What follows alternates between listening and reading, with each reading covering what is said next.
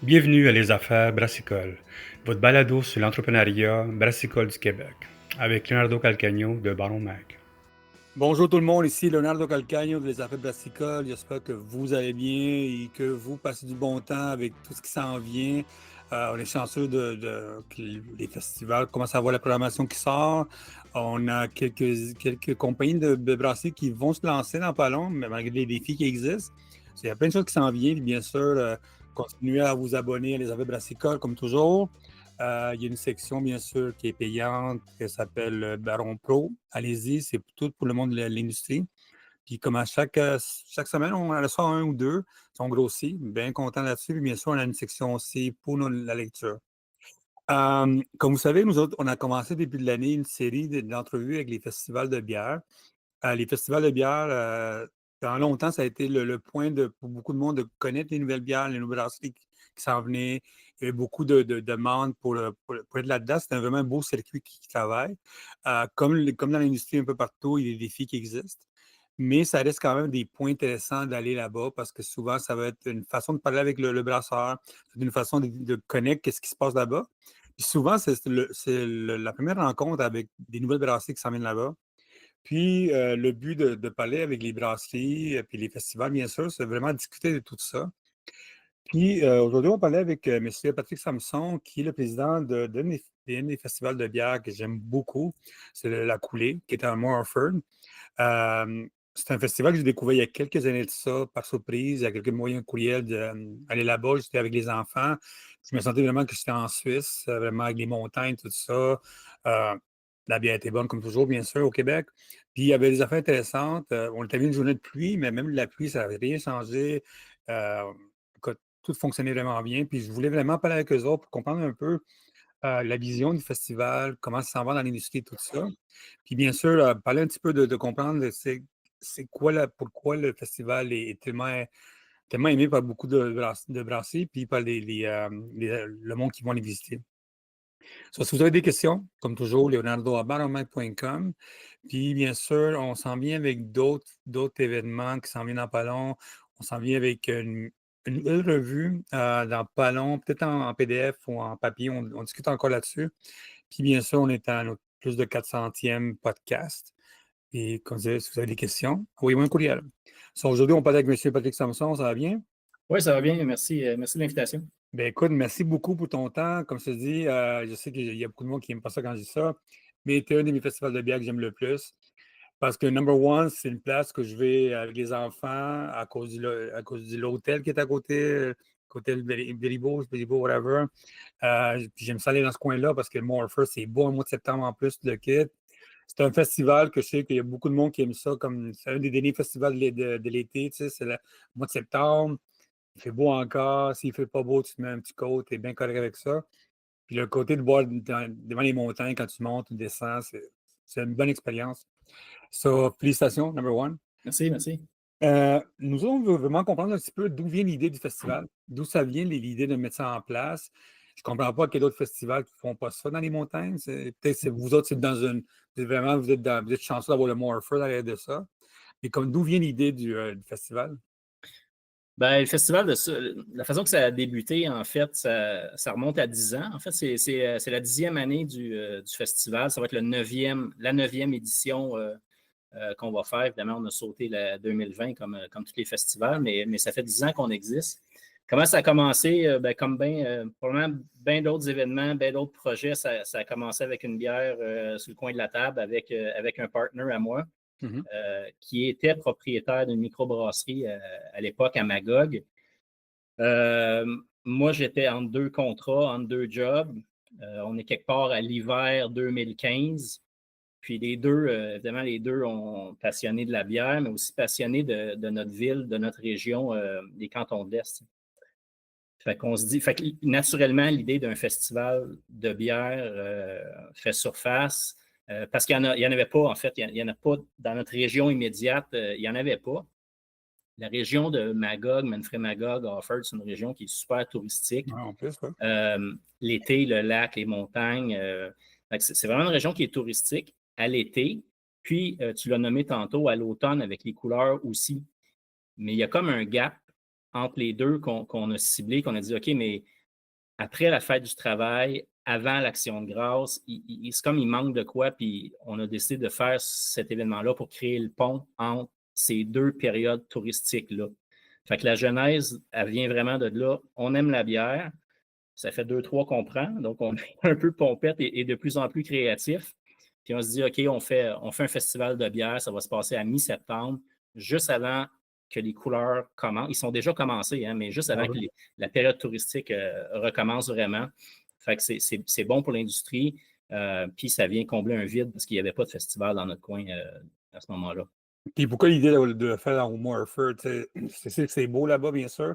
Ouais. Comment ça a été, pourquoi l'idée dans le Morford quand souvent les festivals, c'est plat. Maintenant, si vous dites on va utiliser tout le Morford, tout l'électronique de ça, d'où vient l'idée? Ben écoute, la piste de réponse, tu l'as nommé, c'est que assez rapidement, on a identifié qu'on voulait faire un festival, un événement touristique brassicole. Après ça, on s'est dit, ouais, mais où est-ce qu'on le fait? Effectivement, on fait tout ça au centre-ville, à Magog. Ouais, plus ou moins, ça se fait dans d'autres festivals. On fait tout ça dans le cours d'un aréna parce que le terrain il est grand, il y a de l'électricité. Logistiquement, c'est facile, ouais, mais c'est pas très beau. Puis, on habite dans le parc du Mofford. Les deux, on a été élevés sur les pistes de ski au Mofford. C'est une région qu'on connaît bien. Puis, il n'y a pas de festival de bière en montagne au Québec. Puis, c'est à 10 minutes de chez nous, de Magog. Fait que rapidement, on est allé voir les gens en place au Mofford qui nous ont ouvert la porte en disant « Venez vous amuser, les boys. On vous prête la montagne. Puis, faites vos tests. Puis, on se reparle après cet événement-là, voir s'il y a une suite à ça. » Fait que ça s'est fait comme ça. Naturellement. Puis il y a des super bons festivals de bière au Québec. Il y en a beaucoup. Quelqu'un qui aime ça, il y en a tous les week-ends. Ou à peu près. Si tu es prêt à te promener au Québec, il y en a toutes les fins de semaine.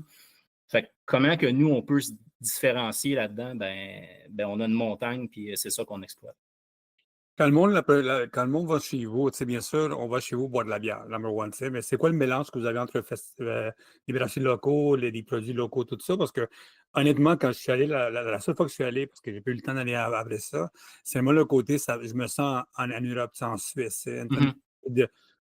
En bas, il y a un petit feu, tu le quittes, tu vas amener tes bottes, tout ça. Comment on fait pour mettre en place, bien sûr, c'est la demande de bière, c'est la structure de bière, le bouffe, puis c'est tout l'environnement qui sont ensemble. Ben, comme tous les festivals, je pense, de bière, le main core de la business, c'est la bière. C'est d'aller. Notre client principal, c'est les microbrasseries, c'est les brasseurs. Fait qu'on essaye de bien les sélectionner pour que nos festivaliers trouvent leur compte. Mais ça, tous les festivals font ça. Fait qu'est-ce qu'on fait en fait pour avoir un produit qui se différencie? C'est de l'exploiter la montagne. C'est de faire des kiosques de dégustation dans une piste de ski qui a 4 km avec des kiosques à tous les kilomètres. C'est de faire un événement qui est quasiment un mini festival au sommet de la montagne aussi. Vraiment. Puis on intègre avec ça de la bouffe parce que dans le canton de l'Est, on est tous des gourmands. Là. Ouais. Fait que c'est sûr que, bon, comme plein d'autres événements, les camions de rue, ils sont là pour nourrir nos gens. Mais on essaye aussi d'avoir des producteurs locaux qui vont avoir des saucisses, des fromages. On veut accompagner ces bières-là. Mais le focus, c'est la bière, mais dans un environnement qui se différencie. Si je pouvais décrire le festival, c'est un peu comme ça. Oui, parce que le côté, c'est quand tu montes la montagne puis tu arrives. Je me rappelle, j'avais pris. Qui était comme brasserie que j'avais pris Montrégis. Oui, ils sont venus une année ou deux. Ils m'ont donné une grosse bière noire, j'ai bu ça, j'étais avec les enfants. On a monté tranquillement la montagne, puis tout à coup, on passe les nuages. Puis il y a d'autres brasseries là-bas, puis j'étais comme, OK, man, c'est l'expérience vraiment bonne. Puis je pense que tout le monde apprécie le côté de ça. Le soir, la nuit, il fait froid, tu t'en fous, il pleut, tout le monde ça. Puis comment ça a changé depuis 10 ans, l'offre? Parce qu'il y a quelque chose qui, comme tu sais, depuis 10 ans, il y a moins de monde qui boit de la bière, plus de sans-alcool, beaucoup de cocktails, tout ça. Comment on garde le balance de rester un festival de bière avec ce qui se passe dans l'industrie? Je pense que comme ces tablettes dans les détaillants de bière ou dans les épiceries, on voit que le choix se diversifie, le choix augmente, mais se diversifie aussi. Les gens, je pense, ne boivent plus de la même façon qu'il y a 10 ans. Ils vont boire des trucs différents. Les premières éditions, probablement celles que tu es déjà venu, il n'y avait pas de sans-alcool, il n'y avait pas de distillerie, il n'y avait probablement pas de cidrerie. À la base, on est un festival de bière, mais depuis quelques années, on va intégrer, puis on va bien accueillir des cidreries, des distilleries, puis aussi inviter les brasseurs aussi à apporter du sans-alcool parce que ça nous est demandé. Fait que c'est ce qu'on voit. Puis c'est pas un... Tu sais, notre festival, c'est pas un festival de party nécessairement. On ferme tôt, on ferme à 22 heures. Les gens viennent pour aller faire la montagne. Hein. Tous les festivaliers, ou à peu près, ils vont prendre le télésiège, ils vont monter, puis ils vont redescendre à pied. Puis les plus en forme, ils vont faire l'inverse. Ils vont monter à pied, ils vont descendre en chaise. Fait que c'est pas du monde qui... Puis on est quand même à 10 minutes là, Les gens, il faut qu'ils conduisent, évidemment. Donc, c'est pas un festival de party, mais on voit que les gens boivent mieux, boivent moins, mais boivent mieux. Donc, puis en même temps, le fait qu'on soit un petit festival, j'ai dit tantôt que les brasseries, c'est notre client numéro 1, les micro-brasseurs qui sont là, les exposants, si on veut qu'ils fassent de l'argent, parce que c'est un point qui est important pour nous, si on veut qu'ils reviennent d'année en année, ben, on va garder ce festival-là petit. Donc, même si les gens boivent moins, un petit peu, mais il y a moins de brasseurs aussi. Donc, on s'arrange pour qu'eux autres trouvent leur compte. On n'aura jamais 40 brasseurs à ce festival-là. Mais pour différentes raisons. Et comment tu fais pour garder cette tentation de ne pas grossir trop gros? Parce que, tu sais, de plus en plus, les brasseries cherchent des bons festivals, des fermetures des festivals, tout ça. C'est quoi la tentation de ne pas grossir plus que ça? Parce que c'est sûr que tu dois te faire envoyer des courriers à chaque 2 minutes pour booker la place, parce que les brasseurs se parlent entre eux autres. Tu sais. Ouais. Puis ils vont dire, ben, écoute, cette place-là est tellement bonne. Comment c'est quoi la tentation de ne pas grossir plus que ça? Ben, en fait, on écoute le dimanche soir quand les brasseurs démontent et qu'ils viennent chercher leur chèque, que nous, on les rembourse, on les écoute, on prend tous les commentaires. Puis dans l'année aussi, on parle à plusieurs de ces brasseurs-là. Ce qu'ils nous disent, c'est que votre festival, on l'aime, c'est un de nos préférés parce que c'est un petit festival, parce que les bénévoles, ils nous connaissent. C'est les mêmes bénévoles d'année en année qui créent une relation avec ces gars-là, les brasseurs qui viennent nous voir. Fait qu'on les écoute. Ils nous ont tous dit, il y a des festivals qui sont très gros, puis on y va un petit peu moins à ces festivals-là. On aime le vôtre parce qu'il est petit. Ça va peut-être pas l'affaire de tous les brasseurs, mais ceux qu'on a, ceux qui nous appellent pour venir, ben, ils aiment la formule. Fait que je pense qu'on a mis le doigt sur une formule qui est intéressante. Puis on veut qu'ils fassent de l'argent aussi. C'est pas parce que je mets 40 brasseries au lieu de 20 qu'ils vont faire le double d'argent. Ils vont peut-être faire la moitié d'argent. Donc ça, ils vont venir une fois, puis l'année prochaine, ils ne reviendront pas. Puis aussi pour le festivalier, là, on aime ça la bière, mais à quelque part, on ne peut pas goûter à 30 microbrasseries. Là, fait, en tout cas, nous, c'est la formule qu'on a adoptée qui semble marcher et qui plaît aussi à nos festivaliers puis aux brasseurs qui viennent au festival. Excellent. C'est sûr que tu voyages un petit peu à travers le Québec pendant l'année, tu vois les autres festivals qui s'en viennent comme ça. Est-ce que tu penses que ta formule, c'est le futur des festivals de bière ou toi, c'est vraiment dans ton coin que c'est comme ça? Parce que l'affaire de. On vit une fois une entrevue avec la gang de Drummond en bière, c'est à Drummondville. Et là aussi, ils vont garder ça à 25 brasseries. Pas plus que ça. J'ai parlé avec d'autres brasseries, d'autres festivals, tout le monde dit on veut garder ça petit encore. Est-ce qu'il y a un retour à la concentration d'avoir moins de brasseries? Comme tu dis, le gars, l'amateur ne peut pas boire 30 brasseries. Tu sais. Est-ce que tu penses que le futur des festivals de microbrasserie, c'est ça? Je ne sais pas. Je ne veux pas parler pour les autres festivals. Nous, c'est une formule qui marche. Puis on veut, tu sais, ce qui est vraiment important, ce qu'ils nous disent, les brasseurs, c'est qu'ils aiment notre festival parce qu'ils ont un super bon service de nos bénévoles. Si tu parles à n'importe quel brasseur, si tu as la chance de parler, qui ont déjà participé à notre festival, number one, ils vont toujours parler de l'équipe de bénévoles. Puis si on a 40 brasseurs, on ne sera jamais capable d'offrir ce service-là. Fait que ne serait-ce que pour ça, pour l'importance de garder un service pour nos exposants, on ne va pas grossir. On va pas le faire. Puis nous, on est 4 partenaires là-dedans. Les 4, on a du plaisir à monter ce festival-là. Faire quelque chose de plus gros, c'est bon, plus de travail, plus de complications, puis moins de fun. Fait que ça, moi, c'est ma réponse. On a tous des jobs aussi dans la vie, hein. Fait que on est tous bénévoles là-dedans. Ça 100%. Je veux dire, une des affaires que j'ai beaucoup aimé depuis le début de votre festival, c'est le côté marketing que vous avez. Ouais. Beaucoup de festivals, quand ils commencent, ça commence à broche à foin, vraiment. Honnêtement, les festivals, quand tu vois les débuts du marketing, le design, tout ça, vous, la première moment que j'ai rencontré votre page web, rencontrer votre marketing, ça a été déjà pensé comme dire, c'est un beau festival, on grossit, vous savez dans quoi vous embarquez. C'est pas un festival qui a été écrit dans un coin de table malgré qu'il y a de l'alcool. Parce que Baron Mag a commencé avec l'alcool. Baron Mag, beaucoup d'alcool avant de se lancer à Baron Mag, ça, beaucoup de gin tonic. Ouais.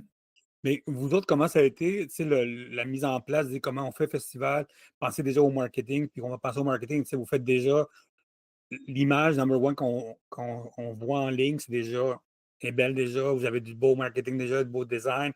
Le site Internet fonctionne vraiment bien, il bouge. Quand le monde arrive chez vous, vous avez les cases avec tout ça. Si vous avez tout pensé à ça, comment ça a été pensé tout le marketing puis la vision de faire vivre c'est votre festival à travers les Instagram, Facebook, tout ça?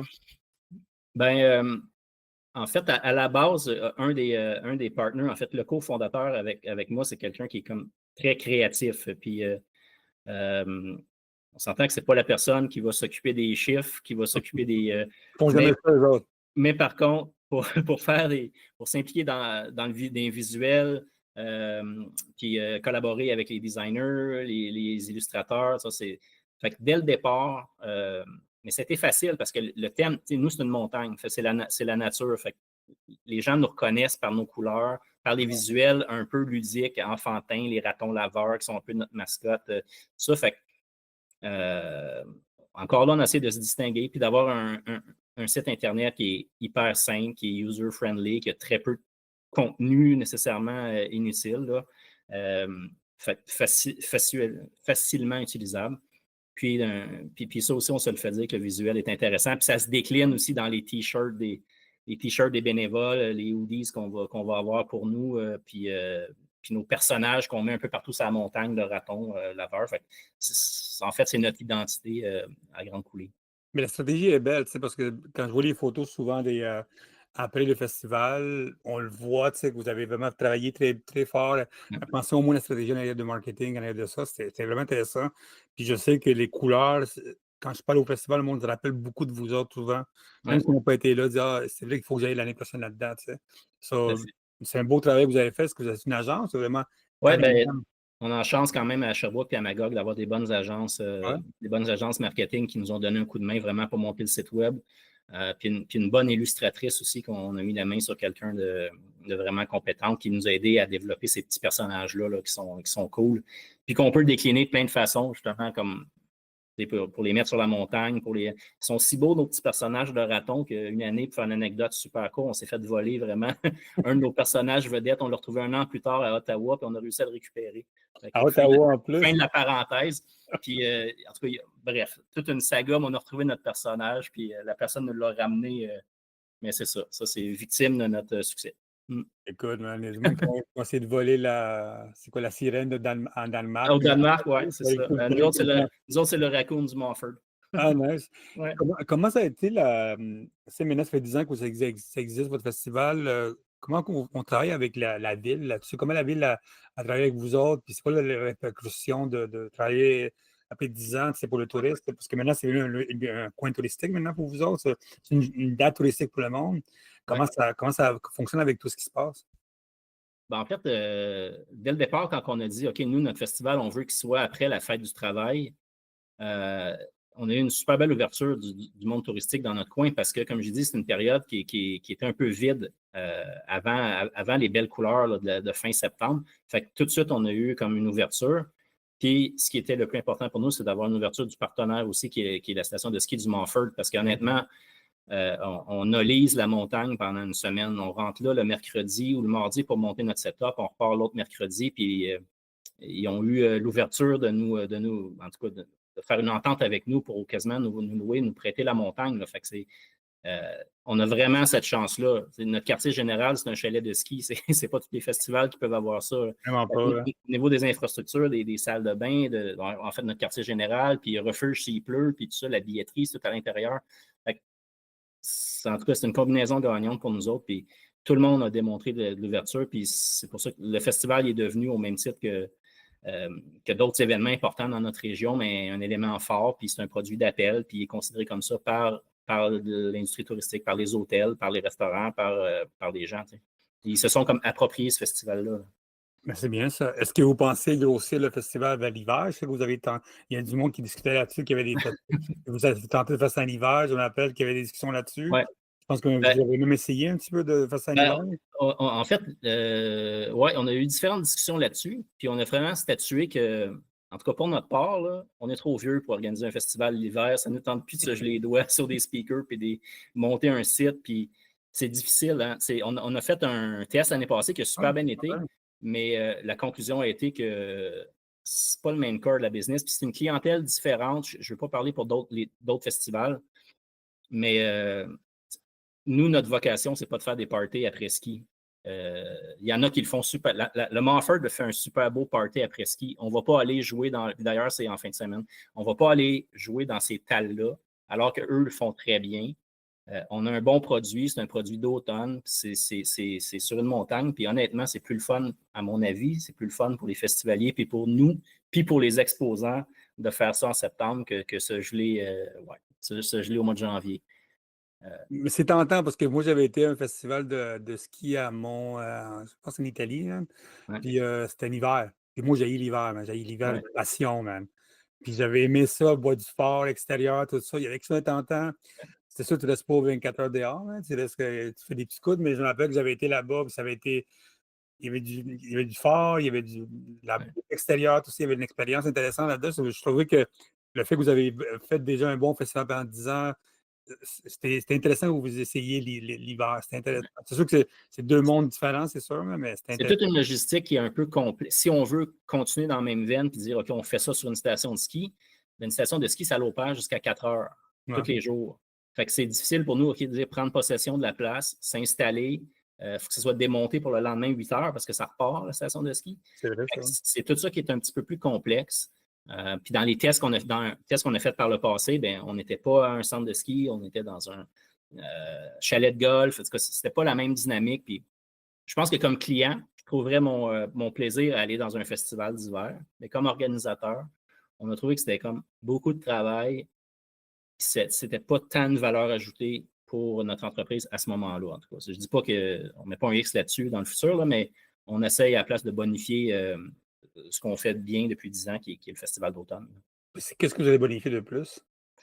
Ben, on a ajouté, en fait, comme je disais tantôt, avec les années qui ont passé, on a commencé à ajouter d'autres exposants comme des distilleries, comme des mieleries, comme des cidreries, tout ça. Ça, on ajoute ça, puis on voit qu'il y a une demande pour ça.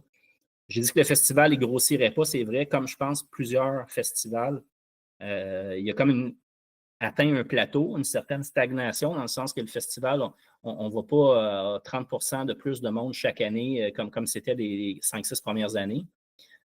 Donc, ce qu'on fait là, c'est essayer de bonifier ce qui se passe à la montagne. Donc, des kiosques de dégustation dans la piste de ski, des animations sur le site, ludiques. On essaie de trouver des trucs qu'on ne voit pas dans d'autres festivals. Ouais. Fait qu'on essaie comme bonifier l'expérience du client qui est déjà un client du festival. Donc, pour s'assurer que la bonne nouvelle se propage. Là, fait on ne travaille plus pour dire, OK, il faut augmenter notre affluence de 30 là. Non, vous préférez garder la balance, que tout le monde soit content de ça. Oui, c'est ça. Puis il y a comme un équilibre à avoir aussi. Le samedi, le site, il est complet. Là. On ne peut pas mettre plus de monde. L'expérience ne serait pas agréable. Il y aurait des line-up partout. En fait, à certaines microbrasseries vedettes, là, ça serait difficile parce qu'il y aurait tout simplement trop de monde. Dans les food trucks, c'est la même chose. On ne travaille pas pour notre samedi, mais comme plein d'autres festivals, on essaye de mettre de l'énergie. OK, mais qu'est-ce qu'on peut faire le dimanche ou le vendredi soir pour attirer plus de monde? Parce que là, il y a encore un petit peu de place. Oui, parce que vous avez la remontée. Moi, j'ai beaucoup d'idées avec la remontée, faire des affaires weird avec ça. C'est moi, ça. Mais tu sais, est-ce que vous pensez pousser un peu dans la remontée, faire des événements là-dedans? Ou pour l'instant, c'est correct avec ce que vous avez? Ben, la remontée est là, puis c'est un atout qu'on a. Fait que c'est sûr qu'on a eu l'idée, OK, mais on l'opère-tu le soir, la remontée, puis on fout des. C'est pas Bromont, le Montford. Il n'y a pas d'éclairage le soir. On met des génératrices, on fait des trucs, mais c'est un parc national. On veut-tu entendre des génératrices au gaz marcher? Il y a tout ça à penser. Mais est-ce qu'on fait quelque chose avec la remontée le soir? Est-ce qu'on fait quelque chose au sommet le soir? Il y a une année, on a fait des dégustations dans les gondoles aussi. On avait des équipes. Ouais, genre une gondole sur 3, on avait quelqu'un qui faisait des dégustations en montant. C'est ce genre de choses-là qu'on peut faire avec les infrastructures en place. On est vraiment chanceux d'avoir ça. Là. Comment ça qu'il n'y a pas d'autres festivals de montagne au Québec. C'est weird, man. Ça, faut juste pas le dire, ça. Faut juste pas le dire. C'est Mais weird. tu sais, Je m'attendais qu'il y ait plus que ça avec votre succès à vous mais honnêtement, autres. je ne sais pas parce qu'il y a d'autres super montagnes qui pourraient le faire, mais les plages, pas les plages horaires, là, mais comme je dis, les festivals, il y en a tous les week-ends. Y a-tu bien de la place pour en ajouter? Ceux qui sont là sont déjà comme la plupart bien établis, ne sont pas prêts à changer de place nécessairement parce qu'ils font Laval, Drummond, Alma, Lévis. Ils ont tous des beaux spots. Ils vont changer de place pour aller sur une montagne? Ils ont trouvé leur créneau, nous, on a trouvé le nôtre. Puis s'il y en a d'autres, ben, on va toujours bien avoir été promis. Il y a quelque chose que je parle souvent avec les festivals, c'est comme tu sais, les festivals alentour du Québec, tout ça. On essaie d'avoir tout le monde ensemble, ça coûte de plus en plus cher. Le monde n'a pas. Les consommateurs en soi, ils n'ont pas plus d'argent qu'ailleurs, ils ont moins cette année. Ouais. Les festivals coûtent de plus en plus cher. On fait monter les prix. Les locations coûtent plus cher, les locations, tout ça. Est-ce qu'à un moment donné, est-ce que vous pensez qu'à long terme, il faudrait penser à travailler ensemble un jour à la location, les achats publicitaires, à penser au staff, à penser à des affaires comme ça? Est-ce que même un circuit où on achète un billet, tu peux acheter deux, trois festivals à même ça. Est-ce qu'à un moment donné, si vous êtes dans les 10 ans, souvent beaucoup de festivals sont dans les 10 ans, sont dans les 15 ans maintenant. Est-ce qu'à un moment donné, il faut penser à long terme comment on fait pour que ça survive ce festival-là, un peu comme les petites salles à Montréal, au Québec, ils sont ensemble pour créer un circuit en ça. Est-ce qu'il y a quelque chose qui, à long terme, tu penses que ça s'en vient pour vous autres? Je ne sais pas si c'est une avenue qui s'en vient. C'est sûr que nous, je pense qu'on aurait une ouverture pour ce genre de truc-là. De toute façon, nous, comme tous les autres festivals, il faut trouver un truc pour arrêter d'augmenter le prix de nos entrées ou le prix de nos forfaits, whatever la formule qu'on a là. Parce que le client, il a une capacité maximum de payer à un moment donné, puis son dollar discrétionnaire est de plus en plus petit. Puis il y a le choix, la personne qui vient à Offord à la mi-septembre, elle a le choix de venir à notre festival, elle a le choix d'aller faire un tour de bateau, elle a le choix de coucher à l'hôtel, elle a le choix d'aller dans un bon restaurant. Fait que, comment on fait, nous, pour l'attirer? On ne peut pas arriver avec des prix exorbitants, puis il faut être compétitif avec les autres festivals aussi. Fait que le fait de créer des merges, pas nécessairement officiels, là, entre certains festivals, bien, ça permettrait peut-être de diminuer le prix. En fait, j'ai un exemple, signer un contrat avec une firme qui fait la sonorisation, mais s'il y a 3 festivals qui signent avec la même firme, bien, peut-être qu'on risque d'avoir des meilleurs prix. Puis même chose pour les gars qui louent des tentes, puis les gens qui nous vendent des verres, c'est pas la même chose d'acheter 50 000 verres qu'en d'acheter juste 10 000. Of course. Fait, mais on n'est pas là encore. Mais on sent la stagnation quand même. On sent un plateau qui, après 10 ans, je pense qu'il est normal. Là, ce qu'on fait, c'est qu'on essaye de bien s'occuper des gens qui nous connaissent déjà. Puis on essaie d'essayer de trouver des avenues pour se faire connaître auprès des gens qui nous connaissent moins. C'est là-dessus que notre énergie est mise. Mais à long terme, ça pourrait être quelque chose d'intéressant à long terme. Ben, je pense que oui. Ouais, Je pense que oui. Puis honnêtement, peut-être pas juste avec des festivals de bière, avec d'autres événements, avec un festival de musique, parce que en tout cas, encore là, je ne parle pas pour les autres, mais je parle pour nous, on ne sera jamais un festival de musique nécessairement. Notre emphase n'est pas mise là-dessus parce qu'il y a d'autres bons festivals de musique, mais faire une entente, un partenariat avec un bon festival dans notre coin, pourrait être une avenue intéressante. Le même client a un package de 2 festivals. Parce que vous avez quand même des bons, tu sais, vous n'êtes pas un festival de musique, mais quand même, vous avez un bon line-up, tu sais.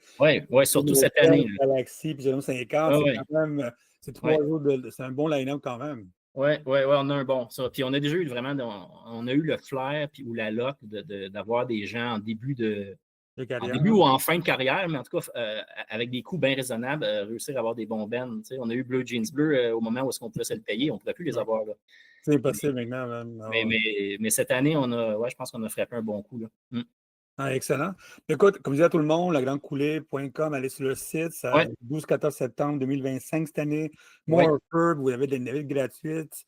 Est-ce que les exposants qui sont sur le site, c'est les exposants pour cette année? Oui.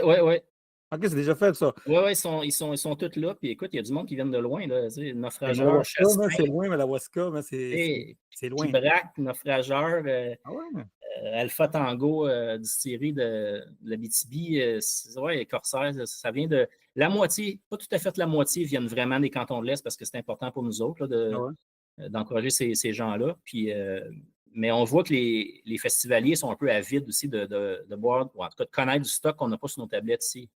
Mais vous Beaucoup, en avez tout Alpha cas. Tango, mais Alpha Tango vient de très loin. Oui, ils sont à Rouen, eux autres, hein, je pense. Ouais. Oui, c'est ça. Puis vous avez la nouvelle brasserie, la Ville-André, qui vient de sortir, qui sort, je pense, dans un mois. Je pense qu'il lance. André, ils sont dans le cours ici, ils sont à North Atlee, là, sont tout près, là, puis leur usine ouvre là, ces semaines-ci. Là. Oui, dans un mois, ils ouvrent. Je suis allé les voir. Ouais. Puis je sais que dans pas long, on est supposé aller faire une entrevue avec eux autres, puis voir, parce qu'on était allé voir le squelette de ce qu'ils font maintenant, tout le Ouais. kit. Puis j'ai hâte de voir ce qui se passe avec eux autres. Vous autres, est-ce que vous allez lancer dans pas long une petite bière promotionnelle après 10 ans? Est-ce que vous avez pensé à. En fait, on a une bière qui, si tu as encore 2 secondes, je te conte l'anecdote. On a une bière qui s'appelle la Carl à Carlo. C'est une lager blonde passe-partout. Là. Carl à Carlo, c'est deux bénévoles qu'on a. Okay. Un qui s'appelle Carl, l'autre Carlo, sont là, ça fait 10 ans, les deux bénévoles. Quand même. Puis évidemment, on a tous des walkie-talkies, puis c'est Carl à Carlo, apporte-moi ça. Donc, le nom est venu comme ça. Puis la bière, c'est notre petite bière officielle qu'on sert depuis 2 ans. On l'a fait l'année passée, on l'a refait cette année. Puis elle n'est pas disponible en tablette, hein, juste au festival. C'est beau, hein, la beauté. Il faut te voir pour la boire. Oui, puis ça implique aussi notre staff. Ça crée comme un sentiment d'appartenance avec ces gens-là. Fait que c'est super important pour nous autres. Là. C'est qui la brasse? C'est des cantons à Magog. OK. Brasserie des cantons. C'est fou des Magog, tu sais. Maintenant, il y a une nouvelle brasserie qui ouvre dans pas long, l'Octave. Il y a Octave qui rouvre quelque part cet été, en juillet. Oui, ça, j'ai vu la construction déjà, je suis allé les voir. Puis, Puis tu as 3 brasseries à courir. 3 brasseries sur 3 coins de rue quasiment. C'est vraiment tout pour aller dans un coin. Oui, plus quand on brasse. Les frais en des cantons puis eux autres. Oui, fait qu'on est bien servi là. Pour des gens qui aiment, là, on est bien servi dans notre coin. Là. Ça, en, c'est plus, sûr. En plus, vous avez de la. Tu sais, Mainfray, c'est de la très bonne bière. Oui. Mainfray sont là, partenaires depuis le début, mais c'est sûr. Ouais. Bien, excellent. Mais écoute, Patrick, merci beaucoup pour ton temps. Comme je disais à tout le monde, 12-14 septembre, allez visiter ça. Ouais. Nous autres, on va être là, c'est sûr. Cette année, j'ai promis à mes enfants qu'on laisse promener là-bas encore. Bien sûr, si vous avez des questions, envoyez un courrier à Patrick Samson. Je vais mettre de l'information sur le site. Puis, d'autres événements qui s'en viennent, on en parle avec d'autres festivals qui s'en viennent. On va essayer d'aller plus aux États-Unis, en Europe. On a du monde qui nous ont contactés pour des entrevues. On voit ce qui se passe en soi. So, Patrick, merci beaucoup. Puis bien hâte de le visiter en septembre. Peut-être en été aussi, on va voir. Mais merci beaucoup encore de ton temps. Merci de ton temps à toi, vraiment. Puis là, tu as promis à tes enfants, fait que tu n'as pas le choix. Là. Pas le choix. Il faut que j'y aille. Yeah. Merci beaucoup à tout le monde d'écouter les Affaires Brassicole. Merci pour encore vous abonner. Abonnez-vous de plus en plus. Si vous avez des questions, leonardo@baromag.com. On n'a pas dépassé notre 400e podcast déjà. Puis, de plus en plus, il s'en vient d'autres qui s'en viennent, comme toujours, vous savez. On travaille sur des produits dans pas long, des magazines, PDF, journal, on ne sait pas encore, mais on fait beaucoup de contenu qui s'en vient avec nos partenaires. La nouvelle série, comme vous savez, avec Fermentis, avec Inomalt, avec Keg et Can Management. Puis il y en a d'autres qui s'en viennent. On est en train de travailler sur des systèmes là-dedans. Pour ceux qui m'ont demandé des questions concernant les maritimes, oui, quelque chose qui s'en vient pour les maritimes. On travaille là-dessus. Ça, c'est notre bébé qui s'en vient dans pas long. So, merci beaucoup à tout le monde et à la prochaine.